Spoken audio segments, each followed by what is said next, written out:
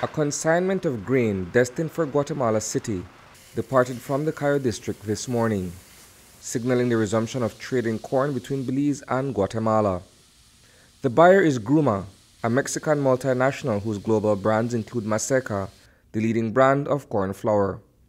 Earlier this month, the general manager of Valley of Peace Farms Limited received a request for a shipment of maize. About 3 weeks ago, Maseca reached out and said that they had a need for corn. We said we have corn. We went through a process of sending samples to Guatemala to see if our corn qualifies. The results came back very good. And then last week they confirmed an order of 180 metric tons of yellow corn and 324 metric tons of white corn. So the truck that was loaded just a while ago, that's the first of the yellow corn that's going out. And over the next 2 weeks, we'll be loading out the rest of the yellow and white corn all across the border into Melchor and then on to Guatemala City to Maseca's plant. These silos are designed to store up to 3 million tons of grains that are consolidated from producers across the country. 13 years ago, trade with neighboring Guatemala ground to a screeching halt, sealing off a market that had been created for local farmers. We had an agreement under the reciprocal trade concept that we would import Maseca from Guatemala and we would export white corn to them.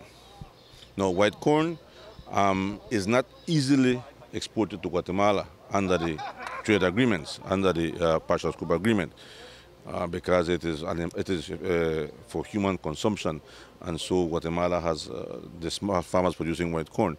But when there's scarcity, then it can be done. According to Minister of Agriculture Jose Abelardo May, who at the time was employed by the government of Belize, that agreement was cancelled in 2008 with a change in administration. We know that the largest importer of corn in the region is Guatemala, in Central America. In North America, the largest importer of corn is Mexico. They have huge populations that consume corn 3 times a day. We have a small population of 380, of which 50% is Hispanic, 50% is other, and therefore our corn consumption is not as great as Central America. So we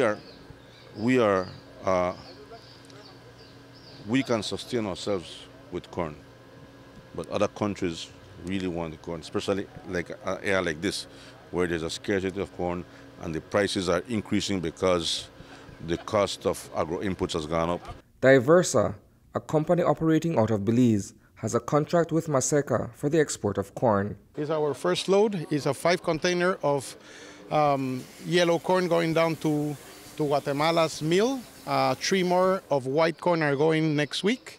And we just got an order from the Honduras Maseca mill. So it's pretty promising. And we want to do a long-term pricing that will benefit all the Belizean farmers. And of course, we're sending right now corn to get produced and make, what we call Maseca down here, and we make our tortillas, right? So eventually that corn is going to come back as in flour. It's an export-import cycle that is made possible through Belize's partial scope agreement with Guatemala, which was revitalized earlier this year through the Belize-Guatemala Joint Commission. That commission had held meetings and had set up different desks and tables for officials to deal with sanitary and phytosanitary, business facilitation, rules of origin, etc. And we have committed to having those entities start their work and working diligently, and most importantly, to facilitating a meeting with the private sector. We have put on the table an increase in the number of products that Belize wants to be covered by the partial scope agreement, and Guatemala undertook to review them. Gilbert Canton, an agronomist who oversees several farms, as well as this storage and processing facility, attests to the importance and need for the partial scope agreement. It's very important. Our company exists because of the partial scope agreement. If that wasn't in place, I don't know that we would be here, because Belize is going to produce this year about 2 million bags of corn. About half of that's going to be used locally, primarily to grow chickens and pigs. The other half goes to Guatemala.